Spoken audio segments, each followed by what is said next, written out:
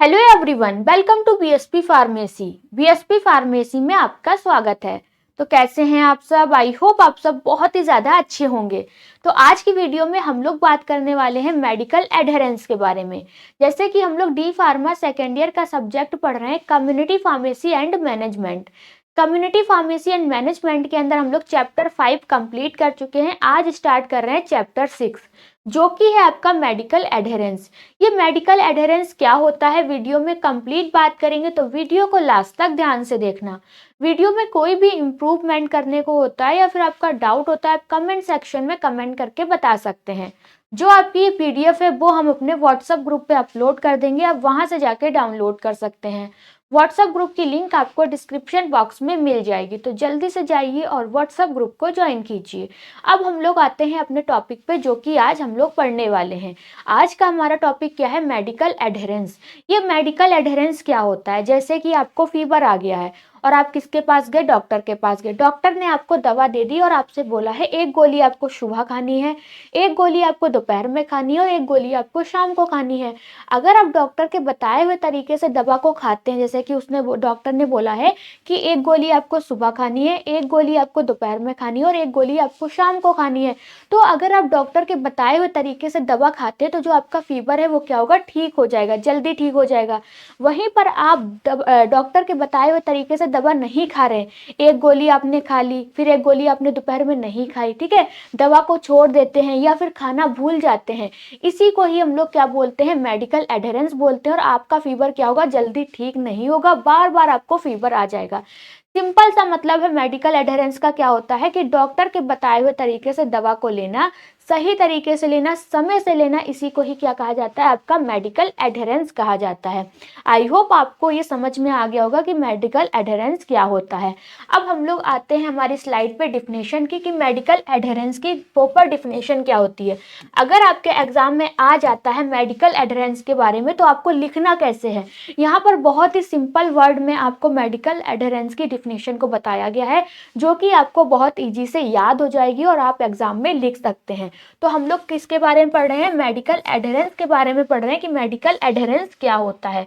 तो medical adherence means taking medicine exactly as prescribed by the doctor, correct dose, time and duration. ठीक है, medical adherence का मतलब क्या होता है? डॉक्टर द्वारा बताई गई दवाओं को सही मात्रा, सही समय और सही अवधि तक लेना, यही कहलाता है आपका मेडिकल एडहेरेंस। ठीक है, मेडिकल एडहेरेंस का मतलब क्या होता है? डॉक्टर के द्वारा बताई गई दवा को सही समय से लेना, सही खुराक में लेना और सही अवधि तक लेना, ये क्या कहलाता है? आपका मेडिकल एडहेरेंस कहलाता है।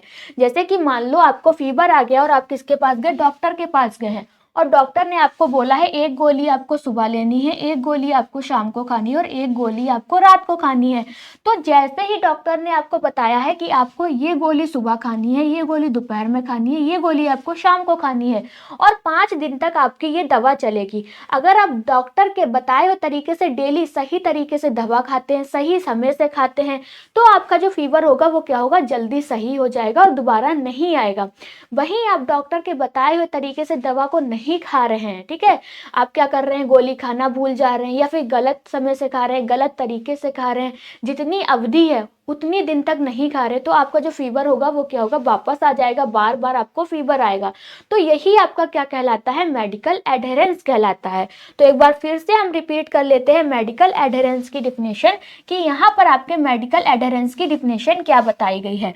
तो medical adherence means taking medicine exactly as prescribed by the doctor, correct dose, time and duration. Medical adherence का मतलब होता है डॉक्टर द्वारा बताई गई दवा को, क्या होता है? डॉक्टर द्वारा बताई गई दवा को सही मात्रा में लेना, सही समय पर लेना और सही अवधि तक लेना, ये क्या कहलाता है? आपका मेडिकल एडहेरेंस कहलाता है। आई होप आपको समझ में आया होगा। उसके बाद हम लोग बात करने वाले हैं, हमारी हेडिंग जो रहने वाली है, नेक्स्ट हेडिंग है हमारी component of adherence. Component of adherence का मतलब क्या होता है? डॉक्टर हमको एडहेरेंस एडहेरेंस के अंदर क्या क्या बताता है, ये हम लोग किसमें पढ़ते हैं, कंपोनेंट ऑफ एडहेरेंस के अंदर बताते हैं। टेकिंग करेक्ट डोज, जैसे कि हम लोग डॉक्टर के पास जाते हैं तो डॉक्टर हमको क्या बताएगा कि जो भी हमारे पास मेडिसिन है उसकी हमें कितनी डोज लेना है, दवा की मात्रा बताता है, ठीक है। टेकिंग एट करेक्ट टाइम, किस टाइम लेना है उसका सही समय बताता है, ठीक है। फॉलोइंग ड्यूरेशन ऑफ ट्रीटमेंट, जो हमने दवा ली है वो हमारी दवा कितने दिन तक चलेगी, 5 दिन 6 दिन, जो ड्यूरेशन होता है उसको भी आपका एडहेरेंस के अंदर बताया जाता है। नॉट मिसिंग डोज, और डॉक्टर ये हमको बताता है कि हमको जो भी हमने दवा ली है उसको मिस नहीं करना है, वरना हम जिस भी बीमारी के लिए हम ये दवा खा रहे हैं वो हमारे जो डिजीज है वो ठीक नहीं होगी, ठीक है। तो ये सब किसके अंदर कंपोनेंट आते हैं, एडहेरेंस के अंदर आते हैं। कौन कौन से कंपोनेंट आते हैं, सबसे पहला होता है आपका सही मात्रा में दवा लेना। जो भी डॉक्टर ने जिस तरीके से हमें दवा बताई है, जिस डोज में बताई है, जैसे कि हमें 500 mg बताई है, ठीक है, या फिर 650 mg बताई है, तो हमको उसी डोज में क्या लेना है, अपनी मेडिसिन को लेना है। ऐसा नहीं करना है कि डॉक्टर ने हमको 500 mg बताई है और दवा है कड़वी तो हम क्या ले रहे हैं, आधी गोली खा ले रहे हैं। तो आपको ऐसा बिल्कुल भी नहीं करना है। वही सही समय पर लेना, जैसे कि आपको डॉक्टर ने क्या बताया है, दोपहर में लेना है, ठीक है। जो भी हमारी मेडिसिन है वो कब लेना है, दोपहर को लेना है, शाम को लेना है, सुबह लेना है। तो हमको जैसा डॉक्टर बता रहा है उसी तरीके से क्या करना है, अपनी मेडिसिन को लेना है। मेडिसिन को स्किप बिल्कुल भी नहीं करना है। फिर पूरी अवधि तक लेना, जैसे कि आप डॉक्टर के पास जाते होंगे, डॉक्टर बोलता है कि ये दवा आपकी 5 दिन तक चलेगी और 5 दिन बाद आपको दोबारा दिखाने आना है। तो आपको क्या करना है, अगर आपकी दवा खत्म हो गई तो दोबारा से आपको क्या करना है, डॉक्टर के पास पहुंच जाना है और बताना है कि हमारी दवा खत्म हो गई। अगर डॉक्टर अपनी दवा का चेंज करता है तो दवा चेंज करेगा, वरना आपकी दोबारा से वही दवा क्या होगी, चलेगी। फिर आता है कोई डोज मिस नहीं करनी है। आपको क्या करना है, कोई भी डोज को मिस नहीं करना है। तो ये सारे कंपोनेंट आते हैं आपके किसके अंदर, एडहेरेंस के अंदर। फिर है हमारा non adherence, what happen if not followed. अब ये नॉन एडहेरेंस क्या होता है, जैसे कि हमने बताया आपको एक गोली आपको सुबह लेनी है, एक गोली आपको शाम को लेनी है और एक गोली आपको रात को लेनी है। तो आप क्या कर रहे हैं, दवा को हमारे बताए हुए तरीके से नहीं ले रहे हैं, आप हमारे तरीके को फॉलो नहीं कर रहे हैं। आप एक गोली सुबह खा रहे हैं, कहीं एक गोली शाम को खा रहे हैं, दवा को स्किप कर रहे हैं, नहीं खा रहे हैं, वो आपका क्या कहलाता है, नॉन एडहेरेंस कहलाता है। तो नॉन एडहेरेंस में क्या आता है, जैसे कि आप दवा खाना भूल जा रहे हैं, ठीक है, आप दवा को जल्दी बंद कर रहे हैं। डॉक्टर ने आपको बताया कि आपकी दवा क्या होगी, 5 दिन तक चलेगी, आप वो दवा 3 दिन तक ही कर रहे हैं, ठीक है। फिर क्या आपका, आप गलत तरीके से खा रहे हैं, गलत मात्रा में डोज ले रहे हैं, समय से नहीं ले रहे, तो ये सब आपका कहलाता है नॉन एडहेरेंस। नॉन एडहेरेंस का मतलब क्या होता है, जैसे कि जो भी आपकी दवा है आप उसको नहीं खा रहे हैं, भूल जाते हैं खाना, वो आपका क्या कहलाता है, नॉन एडहेरेंस कहलाता है। तो मिसिंग डोज, आप क्या कर रहे हैं, दवा भूल जाते हैं खाना, ये किसके अंदर आता है, नॉन एडहेरेंस के अंदर आता है।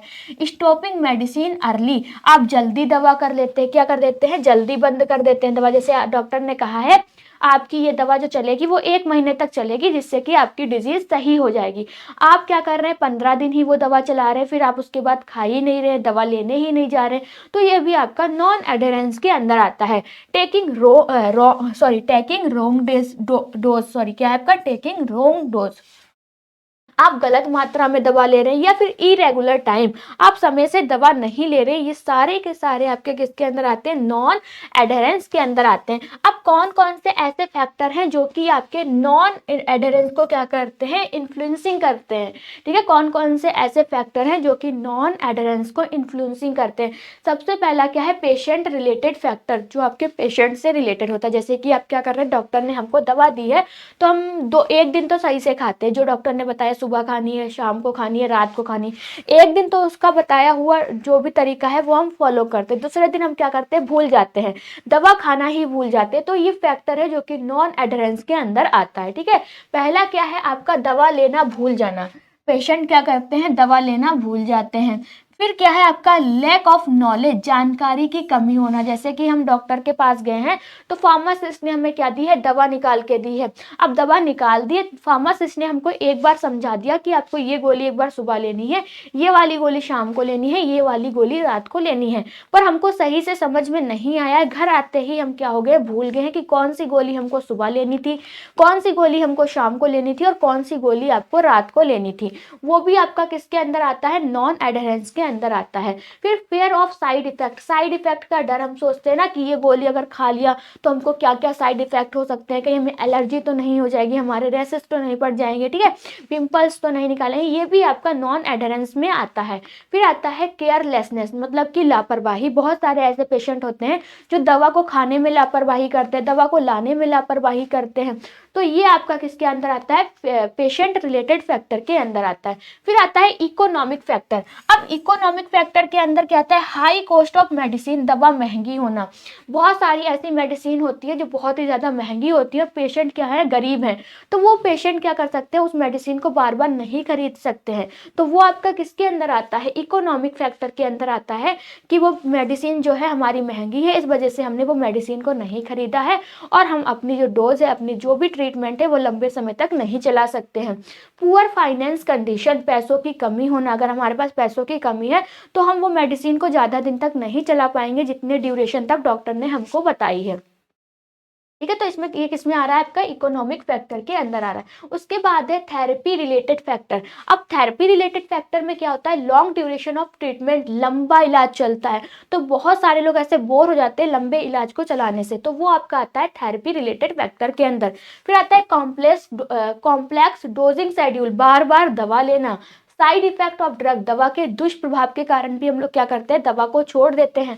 बहुत सारी ऐसी दवा आती है जिसे खाने के बाद हमें एलर्जी हो जाती है, हमारे रेशेस पड़ जाते हैं, बहुत सारे साइड इफेक्ट देखने को मिलते हैं जिसके कारण हम वो दवा क्या कर देते हैं, स्किप कर देते हैं, छोड़ देते हैं। फिर आता है सोशल फैक्टर। अब सोशल फैक्टर में क्या है, आपका लैक ऑफ फैमिली सपोर्ट। बहुत सारे ऐसे परिवार हैं जो कि सपोर्ट नहीं करते हैं, सहयोग नहीं करते, उसके कारण क्या करनी पड़ती है, दवा को छोड़ना पड़ता है। कल्चरल बेनिफिट मिथ, मतलब गलत मान्यताएं, और क्या है आपका बिजी लाइफ स्टाइल, व्यस्त जीवन शैली। बहुत सारे परिवार में ऐसे लोग हैं जो कि बहुत ज़्यादा व्यस्त रहते हैं, तो पेशेंट को दवा दिलाने नहीं जा पाते हैं, जिसके कारण पेशेंट की क्या होती है, आपकी डोज छूट जाती है, ड्यूरेशन छूट जाता है, वो भी आपका इस फैक्टर के अंदर आता है। फिर आता है strategies of overcome non adherence, कौन कौन सी दवा सही से लेने के उपाय, ठीक है, ऐसा क्या क्या हम करें जिससे कि हम दवा सही से ले पाएं, अपनी टाइम से ले पाएं, कौन कौन से तरीकों को हमको फॉलो करना चाहिए। तो सबसे पहले क्या करना है, patient education, educate patient about disease and importance of medicine. सबसे पहले क्या है, मरीज को बीमारी और दवा को महत्वता के बारे में समझाना। अगर कोई पेशेंट हमारे पास आया है, ठीक है, हम उसे दवा दे रहे हैं, तो हमें उस मेडिसिन के बारे में उसे अच्छे से समझाना चाहिए, और ये मेडिसिन हम आपको किस लिए दे रहे हैं तो उसको भी नॉलेज हमें ये देनी चाहिए कि ये मेडिसिन आपकी जो हम आपको दे रहे हैं वो आपकी इस बीमारी के लिए है, अगर आप ये नहीं खाते तो आपकी जो बीमारी है वो आगे तक बढ़ जाएगी। इससे कि पेशेंट के दिल में, एक मन में डर रहेगा और वो अपनी दवा क्या लेगा, टाइम से लेगा, ठीक है। पहला क्या है, पेशेंट एजुकेशन। तो educate patient about disease and important of medicine, मरीज को बीमारी और दवा की महत्ता के बारे में समझाना। जैसे कि हमारे पास कोई भी पेशेंट आया है तो हमें उसे क्या करना है, मेडिसिन को अच्छे तरीके से समझाना है। समझाने के बाद हमको ये भी बताना है उसे कि जो हम मेडिसिन आपको दे रहे हैं वो किस डिजीज के लिए है, वो क्यों आपको दे रहे हैं, और अगर आप इसका नहीं यूज कर रहे, नहीं खाते हैं समय से, नहीं ट्रीटमेंट करवाते हैं तो ये डिजीज आपकी आगे बढ़ जाएगी। इससे पेशेंट के मन में थोड़ा सा डर रहेगा और वो अपनी दवा टाइम से लेगा, ठीक है। फिर दूसरा है आपका रिमाइंडर मेथड। अब रिमाइंडर मेथड में क्या आता है, use alarm, mobile reminder, pill box. जैसे कि बहुत सारे ऐसे लोग हैं जो कि दवा को खाना भूल जाते हैं, ठीक है, उन्हें खाने का याद नहीं रहता है, तो उन्हें क्या करना है, अपने फोन में अलार्म लगा के रखना है कि इतने बजे हमको मेडिसिन खाना है, 2 बजे खाना है, तो हमको 2 बजे का क्या करना है, अलार्म लगा लेना है। या फिर हमें छोटा सा बॉक्स बना लेना है, उसमें अपनी एक खुराक 2 बजे की दवा रख लेनी है कि 2 बजे हमको ये खाना है। तो इस टाइप से भी आप रिमाइंडर मेथड का यूज कर सकते हैं। फिर है सिंप्लीफाइंग थेरेपी। सिंप्लीफाइंग थेरेपी में क्या होता है, reduce number of medicine and dosing frequency, दवाओं की संख्या और बार बार लेने की जरूरत कम करना। ये किसमें आ रहा है, आपका सिंप्लीफाइंग थेरेपी के अंदर आ रहा है। फिर नेक्स्ट आपका क्या होता है, proper counselling. Doctor pharmacist should explain dose and side effect. Doctor हो या फिर फार्मासिस्ट हो, डॉक्टर फार्मासिस्ट द्वारा दवा लेने का तरीका और साइड इफेक्ट समझाना। जो भी पेशेंट है उसे बताना है कि आपको दवा कैसे लेनी है और इसके क्या क्या साइड इफेक्ट हो सकते हैं अगर आप दवा को स्किप करते हैं, छोड़ते हैं। Financial support, provide low cost of generic medicine, सस्ती या जेनरिक दवाएं क्या होना, उपलब्ध कराना। फैमिली सपोर्ट, इनकरेज फैमिली क्या है, इन्वॉल्वमेंट इन ट्रीटमेंट, इलाज में परिवार का सहयोग लेना। Motivation and follow up, regular follow up the क्या है, regular follow up the motivation of patient, मरीज को प्रेरित करना और नियंत्रित जांच करना, ये सारे के सारे आपके किसके अंदर आते हैं, मेडिकल एडहेरेंस के अंदर आते हैं, नॉन एडहेरेंस के अंदर आते हैं। तो जो आपका चैप्टर 6 था कम्युनिटी फार्मेसी एंड मैनेजमेंट के अंदर, वो आपका क्या हो चुका है, कंप्लीट हो चुका है। इसकी पीडीएफ हम आपको अपने व्हाट्सएप ग्रुप पे अपलोड कर देंगे, वहां से जाके आप लोग डाउनलोड कर सकते हैं। व्हाट्सएप ग्रुप की लिंक आपको डिस्क्रिप्शन बॉक्स में मिल जाएगी, तो जल्दी से जाइए और व्हाट्सएप ग्रुप को ज्वाइन कीजिए। अगर आपको वीडियो अच्छी लगी हो तो लाइक करें, कमेंट करें और हमारे चैनल को सब्सक्राइब करें। वीडियो को लास्ट तक देखने के लिए थैंक यू सो मच।